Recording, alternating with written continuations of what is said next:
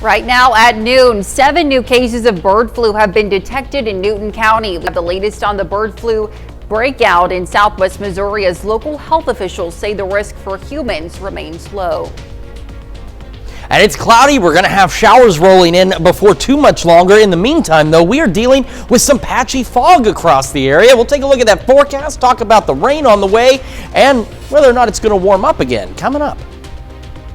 Plus, retaliatory tariffs. China responds to President Trump's imposed 10% tariffs on Chinese goods. The 4 states' most watched news starts now. This is KOAM News at noon. I'm Elise Noe. We're bringing you the latest on the bird flu outbreak in southwest Missouri. There are now 7 new cases of bird flu in Newton County. This after the county experienced its very first outbreak of bird flu just last month. KOAM's Melissa Alexis has more. We currently have 7 poultry farms that are affected. Newton County encountered its very first case of bird flu in January, and now 7 farms across Newton County are dealing with outbreaks. Both chickens and turkeys have been affected. 3 that are chicken egg layers, and then some that are turkey farms, meat farms. Larry Bergner, the administrator at Newton County Health Department, says 3 of the affected farms are chicken farms that provide eggs to brands like Eggland's Best and Land O'Lakes. And some affected farms are turkey farms that supply meat for Butterball. Originally, 2.6 million birds had to be eliminated due to the illness, but that number has surged. From the chicken side, the egg layer side, there's been approximately 4 million birds that have had to be destroyed, and on the turkey side, about 44,000. This doesn't mean that all of the birds are infected. Government regulations require that if one bird in a poultry farm is positive for bird flu, then the entire flock has to be destroyed. And the destroyed birds will be taken to a landfill. Birds and the eggs to a landfill, and there are other acceptable means as well, composting and incineration, but most of these are going to landfill. In a statement from the Missouri Department of Agriculture, they recommend that poultry producers take extra safety measures, like avoiding contact with wild birds, restricting visitor access to your flock, having designated clothing when working with the birds, and disinfect your shoes before entering the coop. He wants to remind people that the risk to humans is low. If some were to slip through and make it to the retail store before the virus was detected, proper cooking, 165 degrees for chicken, and then just cooking the eggs thorough would kill any virus. There has been no positive avian flu detected in humans in Newton County. Reporting in Newton County, Melissa Alexis, KOAM News. Bergner says cases of bird flu have also been detected in neighboring counties, including Jasper, McDonald, Lawrence, and Berry County. Let's check in with Chris Warner for first weather. Yeah, we've got cloudy skies out there, which is an expectation we had for today, but we've also had some fog out there. Doesn't look too bad from our camera in downtown Pittsburgh, but we'll take a look at visibilities because they are reduced in some locations out there. A little bit hazy and cloudy from the MoDOT camera at 32nd and Rangeline. Here's a look at that fog tracker. So Joplin, just under 5 miles of visibility. Slightly denser fog over toward Newata, Washington County, Veneta, and up toward Miami. So nothing too crazy, but nonetheless of some reduced visibilities at this noon hour. Yesterday, tied a record high set back in 1962. 74 is where we made it. 42 is where we started, so well off of where we should be. Not so much today. Temperatures still not. We've gone 1 degree higher than where we were at 5 o'clock this morning in Joplin. 40, 39 in Pittsburgh. Temperatures again not much motion out there. We've got upper 30s and low to mid 40s in our southern counties. As we go through the rest of the evening, again, after about 3, we'll start to see some of those scattered showers roll in, and they'll continue through the evening into the overnight. And take a look at temperatures. Once again, not a lot of movement out there. It will warm up a little bit tomorrow. There's also more rain on the horizon. We'll go over all those details with you here in just a few more minutes. Elise? All right, thanks, Chris. Well, the Trump administration has begun drafting an executive order to eliminate the Department of Education. According to CNN, the order would direct the Secretary of Education to create a plan to diminish the department through executive action. The Education Department is also being targeted by the Department of Government Efficiency, led by Elon Musk. Now, last Friday, dozens of employees at the Education Department were placed on paid administrative leave as part of the Trump administration's larger effort to rid the federal workforce of employees associated with DEI efforts. And the Trump administration's tariff on Chinese goods took effect at midnight, prompting swift retaliation from China. Natalie Brand is at the White House with the details and what comes next.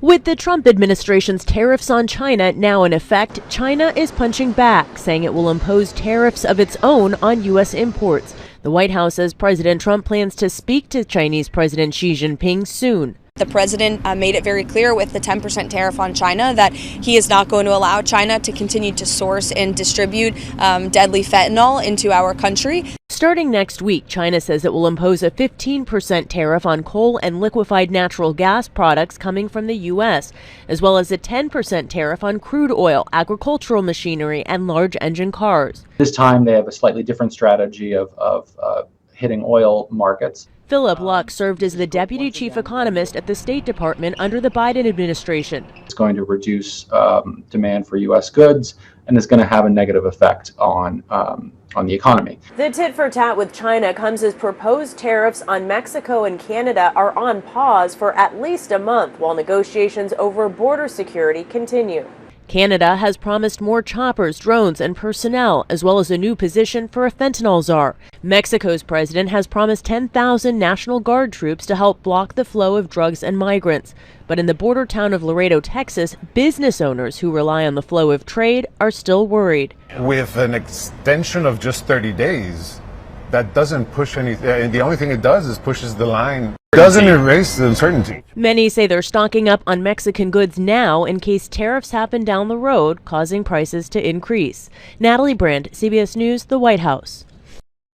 Well, voters in Seneca, Missouri will decide whether to approve a $9 million bond issue to support the Seneca School District. Now, if approved, the funding would be used to build a new career education center on the high school campus, allowing more students to take part in the program.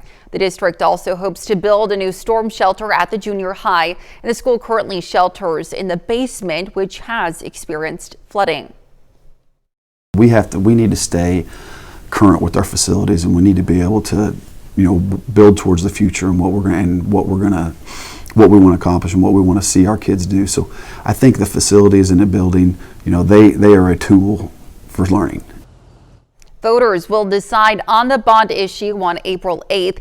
It would be a no tax increase bond, extending the current debt service levy of 85 cents.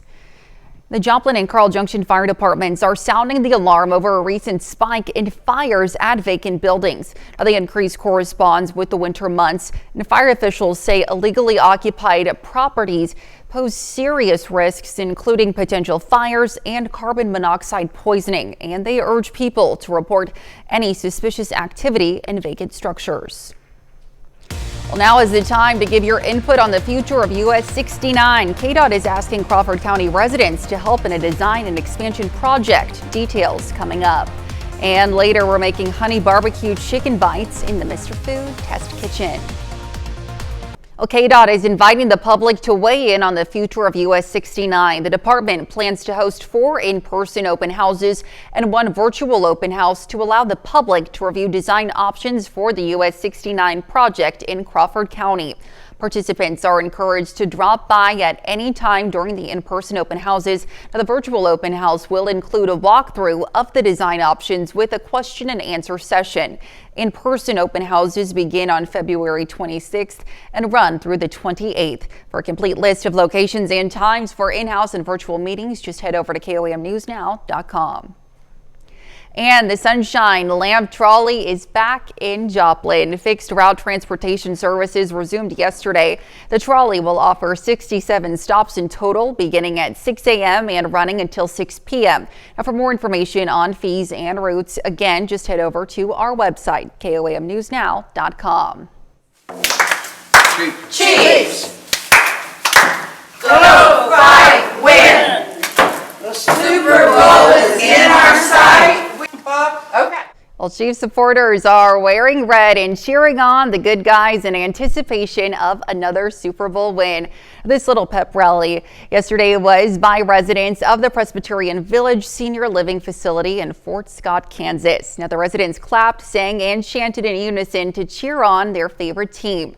They also had a special request for one specific Chiefs player. Probably a special message to Travis Kelce.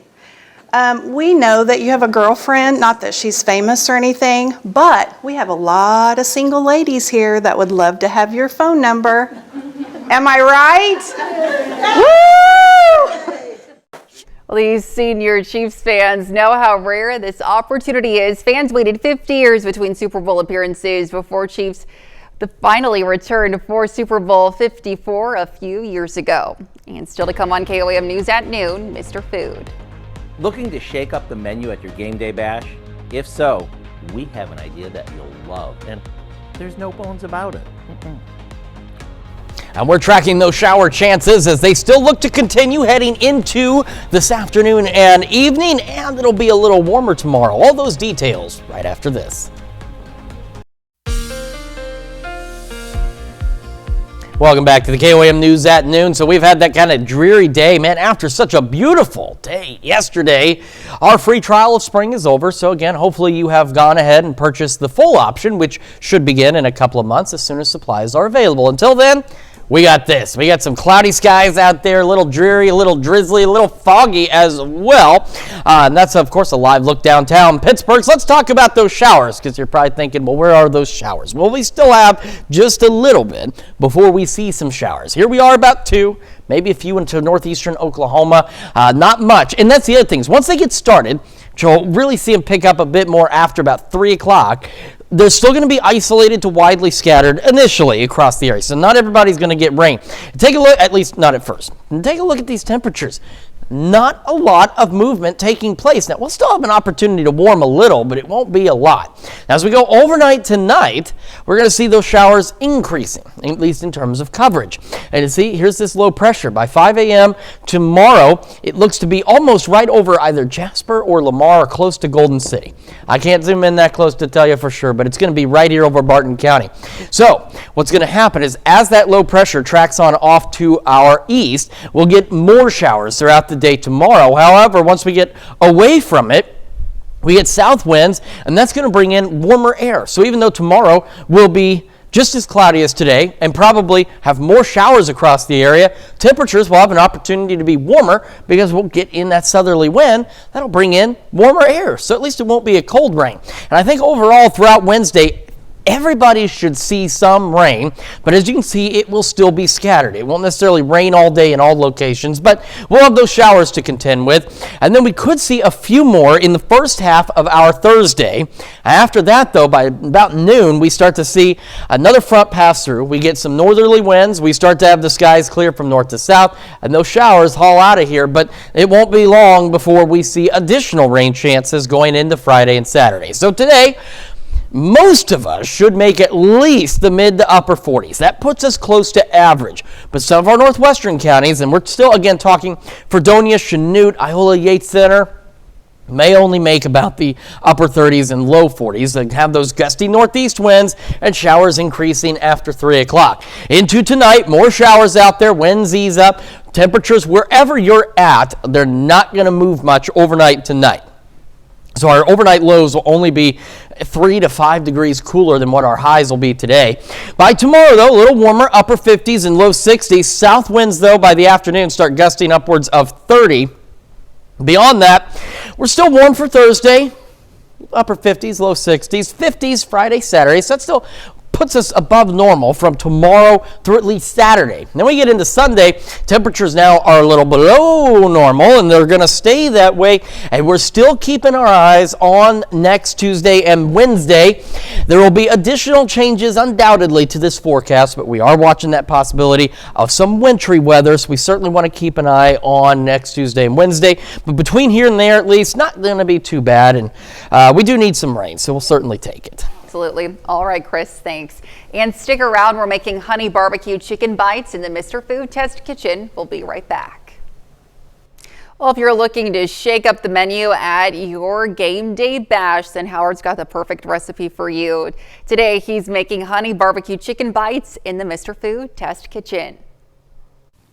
Did you know that more food will be consumed during Sunday's big game than any other day of the year? Well, except for Thanksgiving. It's true, and while you won't find turkey and mashed potatoes on the menu, there's a pretty good chance your typical game day favorites will include chips and dip, pizza, wings, and lots of ice-cold beer. And if you're looking to add something new to your lineup, I suggest you add our honey barbecue chicken bites. And to make these flavor-packed bites, we mix together some crushed cornflakes with paprika, onion and garlic powder, and some salt and pepper, and we set that aside. Next, we cut up a couple of pounds of boneless, skinless chicken breast into 1-inch chunks. After dipping them in some beaten egg mixed with a little milk, we coat them with our seasoned cornflakes. Once they're baked, we'll drizzle them with a homemade honey barbecue sauce, and they're done. These are a nice change of pace from wings, since they're easy to eat and are better for us. To get the recipe for our honey barbecue chicken bites, simply visit our website. You might even want to make a double batch, since they'll disappear as fast as you make them. I'm Howard in the Mr. Food Test Kitchen, where today we found a game-changing way for you to say, ooh, it's so good. You can find this recipe on KOAMnewsnow.com. Now let's take a look at the 4-state market prices. All right, we are colder today, but seasonably cold as we go into the 40s. Be breezy. Showers working in after 3, continuing through tomorrow into Thursday morning. A little warmer tomorrow and Thursday. More showers Friday, Saturday. Below normal next week, and we're still watching that round or possible round of wintry precipitation by next Wednesday, possibly next Tuesday. Something we want to keep an eye on. Well, that spring-like weather was nice while It certainly was. I'm ready for it to stay around. Absolutely. Thanks, Chris. And Dowdy, our first later on. Lots coming up at 5. For starters, today is World Cancer Day, which highlights the importance of early screening, detection, and treatment of the disease. About 4 in 10 people are at risk of developing cancer at some point in their lives. We're going to hear about the importance of supporting people battling the disease. Plus, tax season's here. A group of volunteers in Jasper County is looking to help relieve some of the stress that comes with the season. Vita Taxes is offering tax preparation services for individuals and families who might struggle with the complexities of filing. And we're going to take a look at the revitalization efforts underway for the Senior Center in Miami, Oklahoma. Hope you join us for those stories. A lot more, of course. It's coming up today, KOAM News at 5. All right, thanks, Dow. And that's the news for now. Thank you for joining us on KOAM News at noon. Have a great rest of your day.